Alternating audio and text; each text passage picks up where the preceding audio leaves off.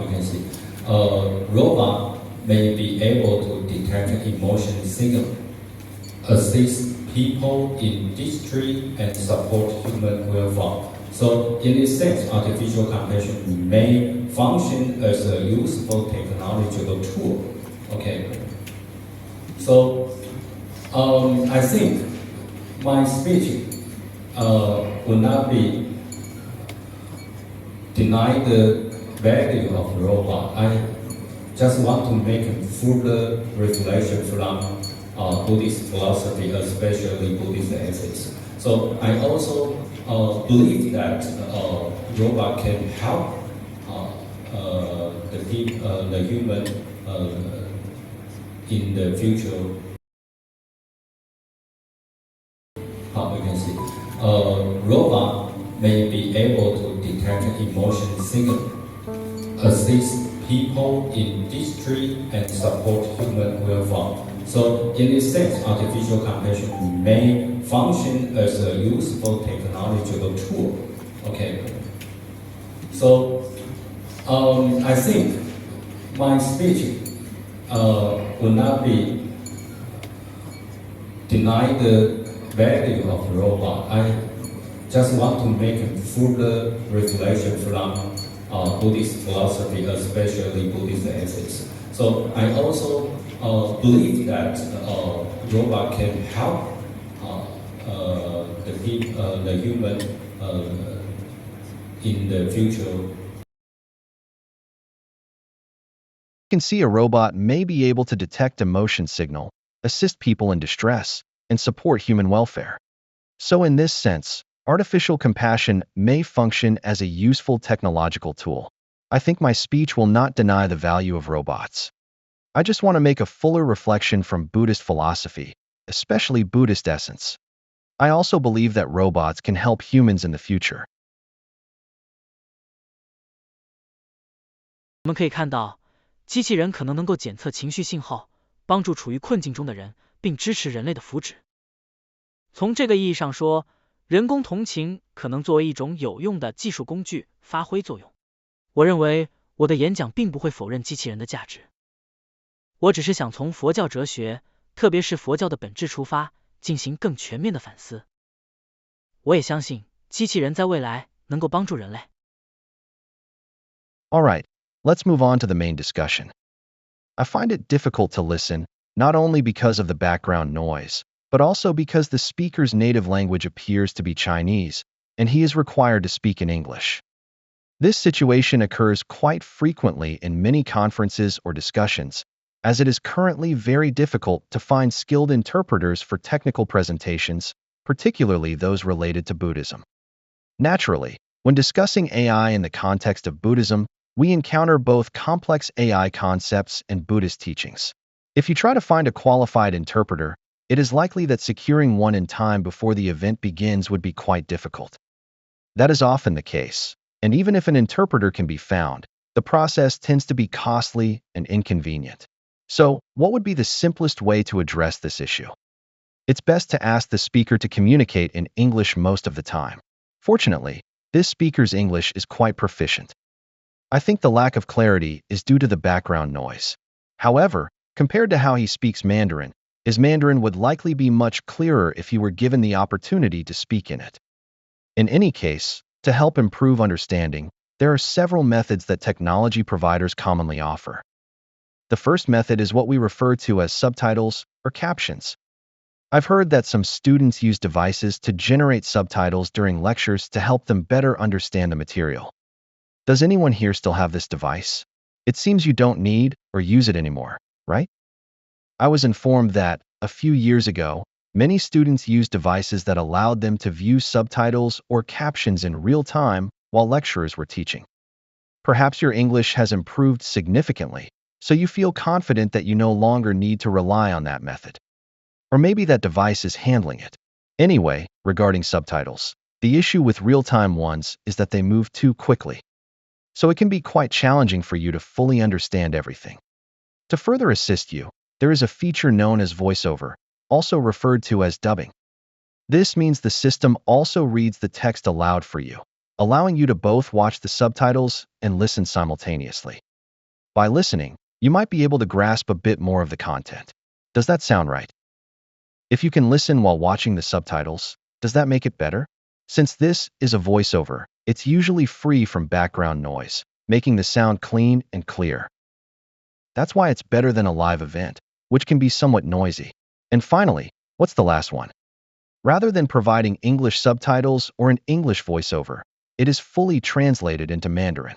So, which option do you prefer now? Do you prefer Mandarin subtitles and voiceover, or English subtitles and voiceover? You still prefer the original English version? Alright, how many of you prefer Mandarin? It really depends on your level of English proficiency.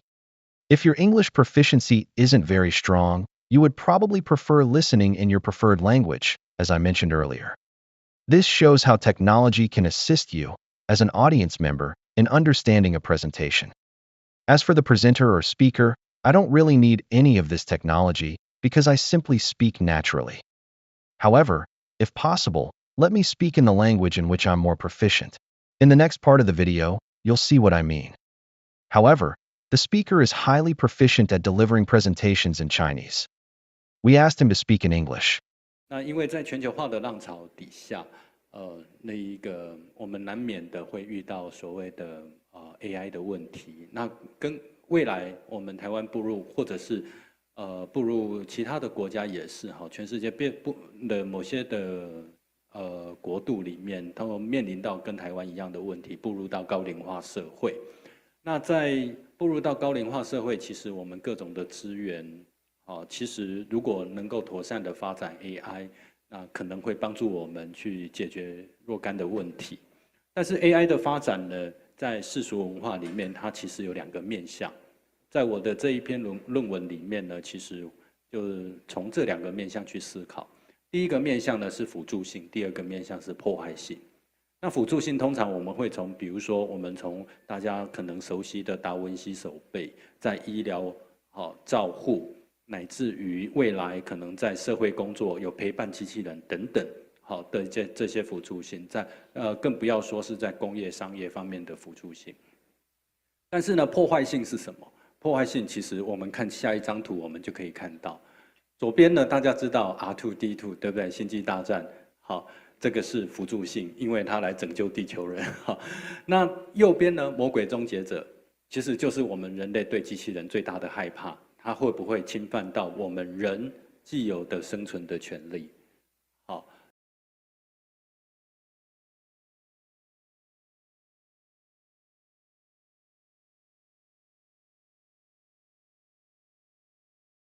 Because under the tide of globalization, we inevitably encounter the so-called problems of AI. In the future, whether Taiwan moves forward or other countries do, certain nations around the world will usually face the same problems as Taiwan. As we enter an aging society, if we can properly develop AI, our various resources may help us solve certain problems. However, the development of AI actually has two aspects within secular culture. In this paper of mine, I am thinking about the issue from these two aspects. The first aspect is assistive, and the second aspect is oppressive. We usually understand assistive functions through examples such as the well-known Da Vinci surgical arm in medical care, and in the future possibly through social work, with companion robots and other forms of assistance. Not to mention the assistive applications in industrial and commercial fields. But what is persecutory behavior? In fact, if we look at the next slide, we will be able to see it. On the left, everyone knows R2D2, right? From Star Wars, that one represents assistance, because it comes to save humans on Earth. On the right is the Terminator, which actually symbolizes our greatest fear of robots. Will it infringe upon our existing human right to live?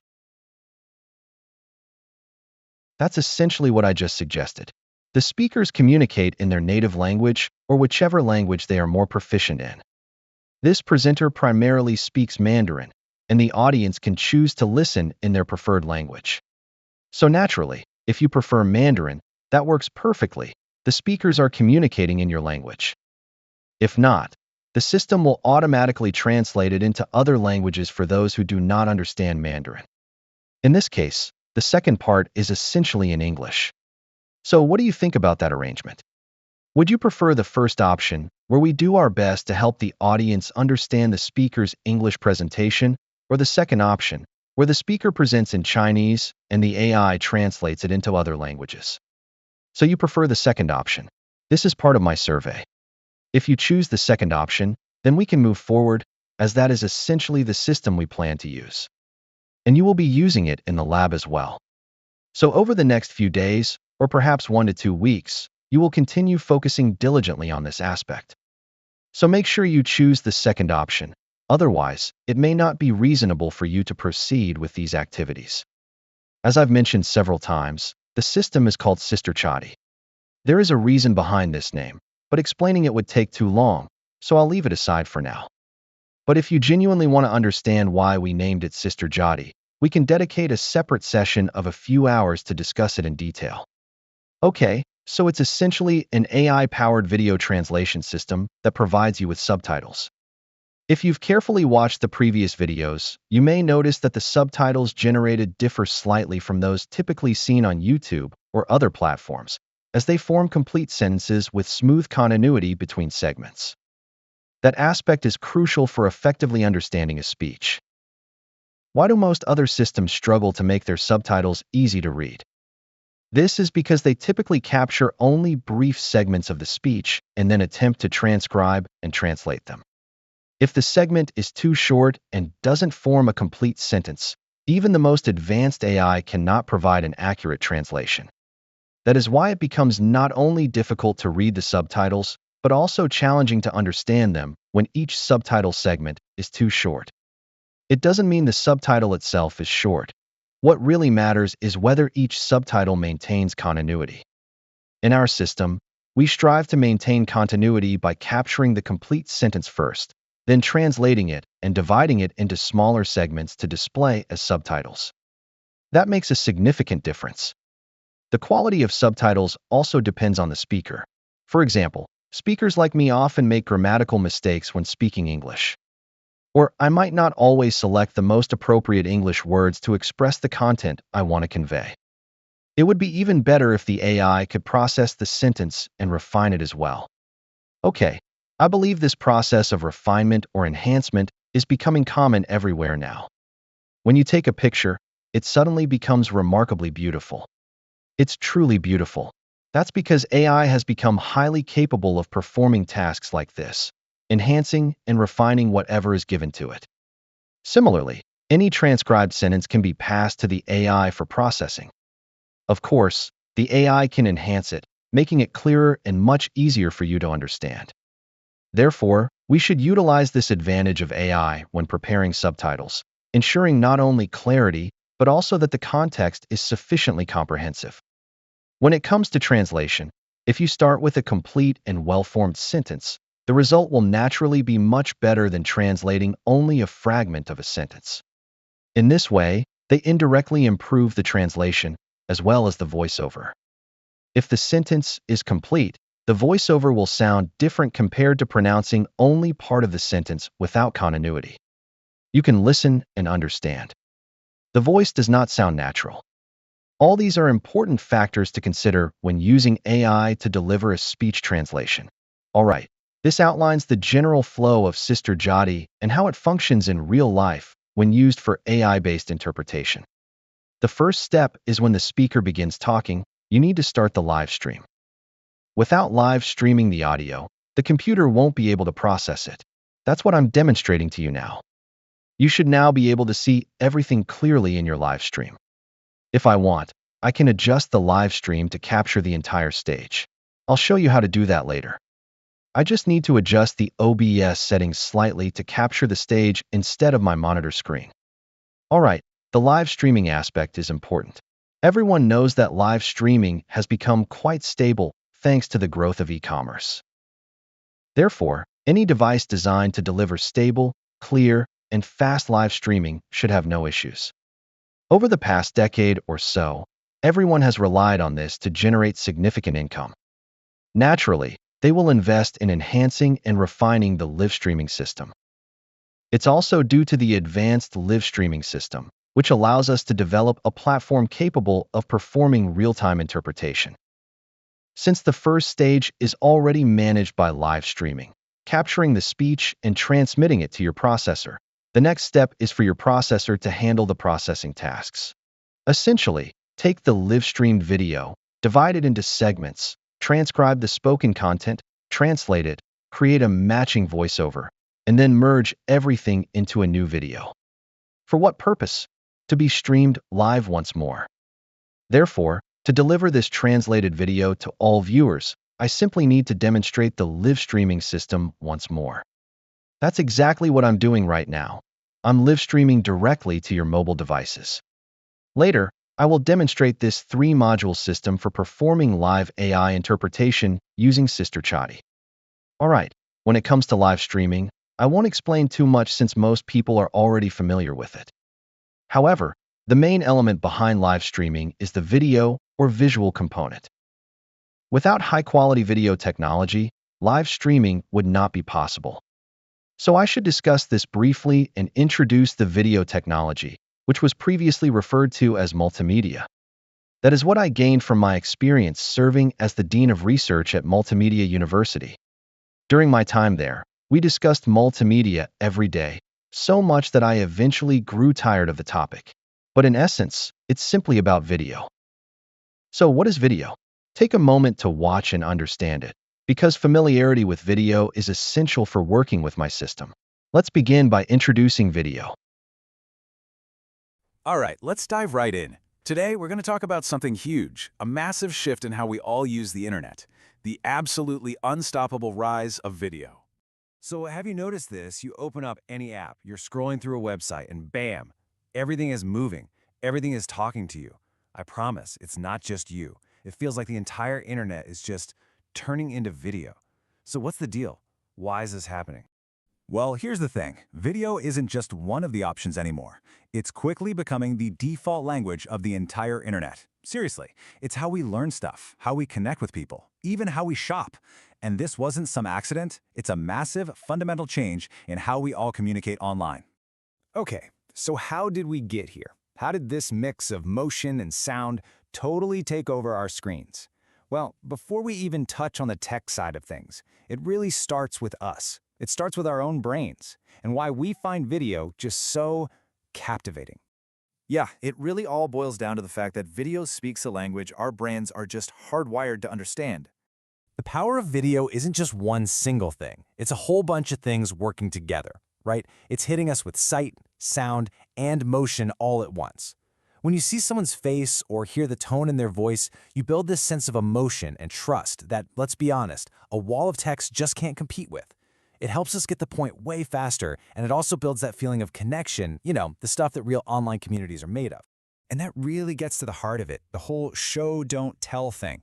Text can tell you how to do something, right? It can describe it, but video shows you.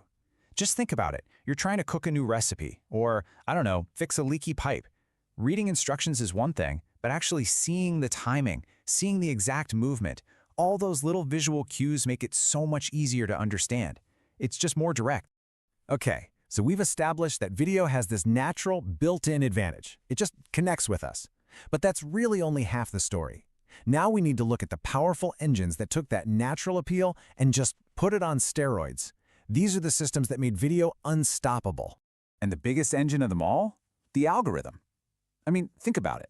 What do platforms like YouTube, Instagram, and TikTok want more than anything? They want to keep you on their app. They want to keep you watching. And they figured out that video is the absolute best way to do that. So their algorithms are basically programmed to shove more and more video in front of your face because they know it works. And this kicks off this incredible self-feeding loop, what some people call a flywheel. It works like this. The platforms push video. More of us watch it. Because we're watching, the money follows. Advertisers pay more, platforms pay creators more, and, of course, creators go where the money and the audience are, so they make, you guessed it, even more video. And that wheel just spins faster and faster. But it's not just the algorithm, right? The other huge piece is that it's just so easy to make videos now. The barrier to entry has totally vanished. I mean, you and I, we have a broadcast quality camera right in our pockets. And with all these new AI editing tools, anyone can make a video look super professional. All this content helps sell stuff too by showing you how a product actually works. And because it's so visual, it can travel all over the world, no translation needed. So you've got the human brain loving it, and the tech pushing it. But don't just take my word for it. The numbers are pretty staggering. Let's take a look. I mean, just look at this. A whopping 65% of all internet traffic is now video. Let that sink in. That's nearly 2/3 of all the data being beamed to your phone, your laptop, your TV. It is just massive. And it's not just that, it's a huge slice of the pie. It's pretty much the only slice that's still growing. The amount of time we all spend watching video online is going up by about 10% every single year. Meanwhile, the time we spend, reading, it's actually going down. We are literally trading our reading time for watching time. And if you want a perfect example, just look at Meta. More than half of all the time people spend on Facebook and Instagram is now spent watching video. Think about that. These are platforms that were built on status updates and photos, and now they are completely video first. And when you lay it all out, the divide is just crystal clear. It doesn't matter what you measure, our attention, what we're creating, or where the money is going. The story is exactly the same. Video is exploding, and text is either flatlining or fading away. This right here, this just nails the financial side of it. All the money, all the incentives in the creator world, they are massively tilted towards video. We're talking tens of billions of dollars. That's the fuel that keeps that flywheel we mentioned spinning like crazy. All right, so we've got the psychology, we've got the tech, and we've got the data. So what? What does this all actually mean for us day to day? What does it mean to live in a world where video is the new default? So let's wrap this up. Here's the takeaway. Video works because it's human. It taps into emotion and trust. And on top of that, the entire digital world, the algorithms, the ad money, everything, is now built to push it forward. The numbers don't lie, this change is happening fast. So the main thing to get is this. Video isn't just a format anymore. It's the new native language of the internet. And that leaves us with one last big question to chew on. If video really is the new default language for everything, how we talk to each other, how we learn, how we do business, what skills matter now? In a world that is clearly choosing to watch instead of read, what does it mean to be literate anymore? Do you agree? This is what's happening now. Is this what's happening now? The internet is increasingly filled with video content. The reason is that everyone is watching more videos than reading text, so the amount of text consumption is continually decreasing. So, it all depends on each person's individual interests. That's why I believe it's helpful for each of us to understand what video is. And perhaps one day, each of us will be asked to create a video. In many workplaces, presentations are increasingly done through videos rather than PowerPoint slides. It can be a bit inconvenient to present using PowerPoint while speaking at the same time. Often, when you feel nervous, it becomes difficult to clearly express what you want to say. It's more effective to take your time preparing the PowerPoint, write a clear script, record a voiceover reading it, and then combine everything into a video to present to your audience. Does that sound better? I think that one day, thanks to the company, we'll be able to give presentations using a well-made video. Therefore, you will need to invest more time in the process. Rather than simply creating slides and coming to the company to present casually, things might begin to change. It depends on which method is more effective and best conveys what you want to present. For this purpose, there are now many videos available that have been recently created. What was used to generate this video? At the end of the video, you will notice a special symbol. What does that symbol represent? That symbol indicates the source or creator of the video. It isn't referred to as LM. It's a system developed by Google, designed to demonstrate the impressive capabilities of their AI technology. Within that system, Google essentially allows you to use its latest advanced AI to assist in understanding and presenting information in video, text, or audio formats. So whatever tool we are using now has the ability to generate content for you. AI is extremely advanced and remarkably capable. All right, the future is centered around visual content, and video plays a key role in it. These are the systems utilized by Sister Jackie. These are the systems that Sister Jackie uses. The reason I'm introducing video is that there are many video-related tools you will work with when creating content for Sister Jackie. Naturally, the first essential tool you need for working with video is a player. How many video players are installed on your computer? There are many free video players available for both mobile phones and computers. I will select VLC as one video player and MPC as another, with VLC being used to play the translated video. MPC will be used to play specific video segments while you verify the accuracy of the transcription and make any necessary edits. If you want to enhance the translated video, you can also use Windows Media Player Legacy. I have two questions, one about Windows Media Player and the other about All Media Player. I prefer All Media Player because it's the next best option after TEK-Lecture, so I'm using it to play the audio. My video does not combine the image and audio together. I handle the visual and audio parts separately. This allows me to process them more quickly and deliver the results sooner. I need a player for both. Additionally, I need to record everything because when I live stream, it is in the form of a video. To process that, I need a recorder. There are many other recorders available, but this one has the specific features I need. You can also use a free option if you're running Windows 11. If you're not using Windows 11, there's Microsoft Snipping Tool 2 available. You can choose and start recording at any time. It is now easy to capture or duplicate videos. OBS Studio can also be used for video recording, and I'm currently using it for live streaming. You can also enable the recording feature so that it captures video as well. This section is for playback, and this one is for recording. An editor is essential, of course. If you have a video and want to modify it, you'll need an editor to review the footage and make any necessary adjustments. Humorous text and amusing character. Someday, most of you will likely need to learn video editing because your supervisor may ask you to enhance your video content. If the content isn't engaging enough, you'll need to enhance it. When you're asked to present through video, make sure to refine and edit it effectively. Is everyone familiar with CAD-Cut? Do you know who developed it? CAD-Cut. Have you heard about CAD-Cut? CAD-Cut. Have you heard about CAD-Cut? TikTok. TikTok. TikTok is a platform designed for sharing videos. It's a platform for sharing videos, and naturally, TikTok offers this capability so people can share their video content. Therefore, it's important to provide a free and powerful video editor, enabling everyone to create videos and share them on TikTok. That's our strategy. In any case, everyone should use video. However, Microsoft doesn't have a strong video platform, while Google at least has YouTube. However, Google doesn't have a strong editing tool. Microsoft offers Clipchamp, which is also excellent. In my opinion, it's easier to use than CapCut. I prefer this option.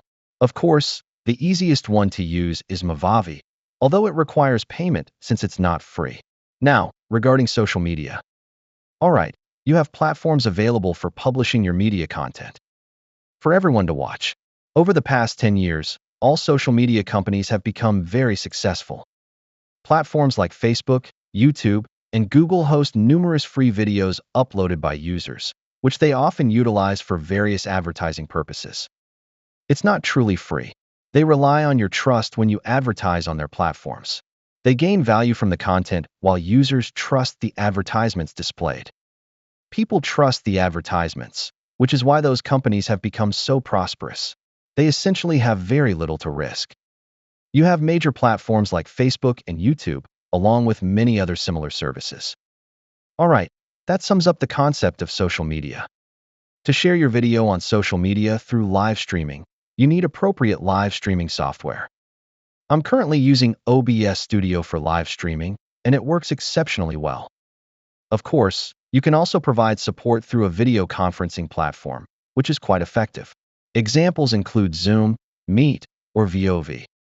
Surely, you must know about VOV, it's quite well known. We've already reviewed and confirmed that VOV is a video conferencing platform. A video conferencing system offers an organic, globally connected way for people to meet and interact socially. For meetings, yes.